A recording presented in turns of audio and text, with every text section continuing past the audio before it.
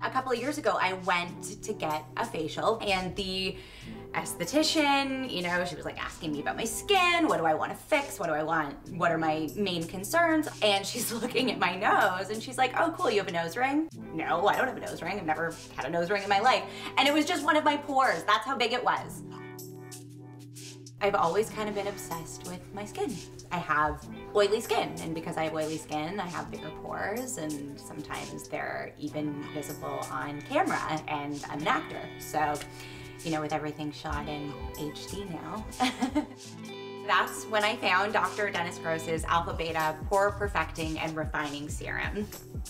Clogged pores are a breeding ground for bacteria, and the Farnesol that's in this product actually has antibacterial properties in it. I love this routine in the morning. It's really simple, and the best part about it is how the serum fits in and works with these other products.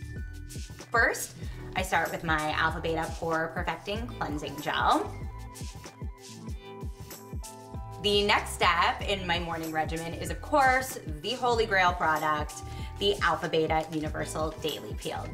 It's a two-step routine, and what that's doing is priming your skin to soak up that serum. So that's when you go to the Pore Perfecting and Refining Serum.